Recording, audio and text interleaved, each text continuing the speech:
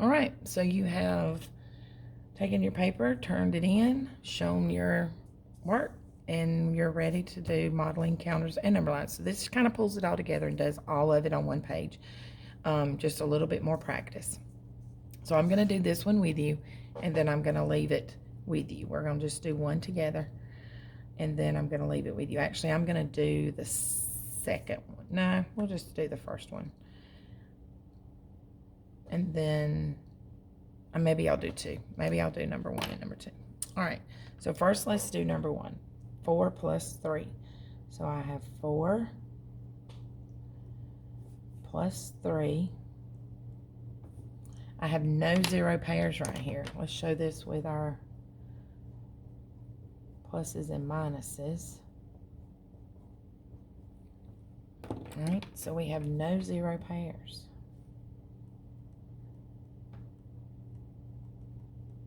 So when we circle our solution, this is an or right here. We don't do both. You can choose which one you want to do. So what is our solution?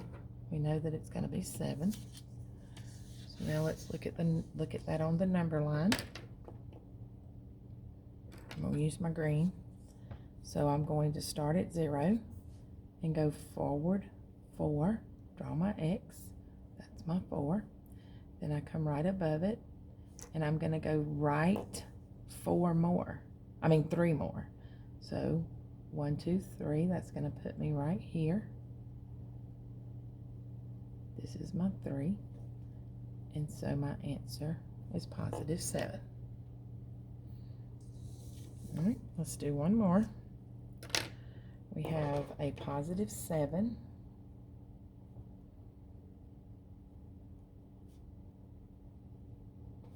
I'll draw it with my pluses. And then negative 3. Draw it with my pluses. Now I want to mark out my zero pairs. Circle my solution.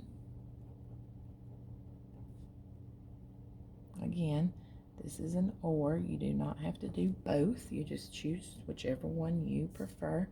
And we see that the solution here is going to be 4. So let's show that on our number line. So we have 7. So I start here, and I'm going to go forward to 7. This is my 7. Then I'm going to go left 3 because I have a negative. So 1, 2, 3. So I'm going to be right there. This is minus 3, which puts me at a positive 4, which is exactly what I got with my models.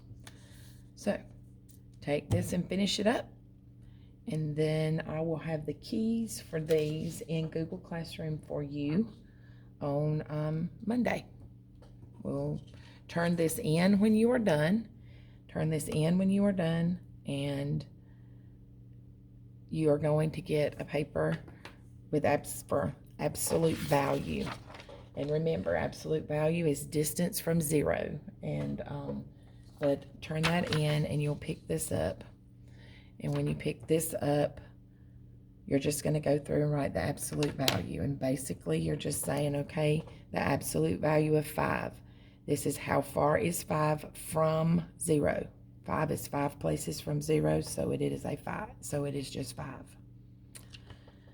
Number 6 over here, how far is negative 4 from 0? It is 4 places from 0. And that's all there is to that. Flip it over. There is one I want to show you on the back. Right here. Number 3. Do you see this? This means the negative of the absolute value. So first, you're going to cover that up. What is the absolute value of 10? The absolute value of 10 is 10. And then this comes up here to go with it. So now my answer is negative 10, but it is negative 10 because that negative was on the outside of the absolute value. Right here, the absolute value of negative 13 is just 13. But when the negative is on the outside of the absolute value, it's asking you for the negative of the absolute value. This is asking for the negative of the absolute value.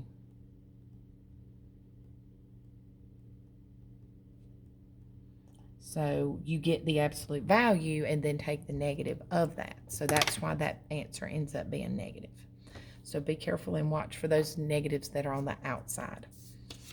All right, and that's it for today.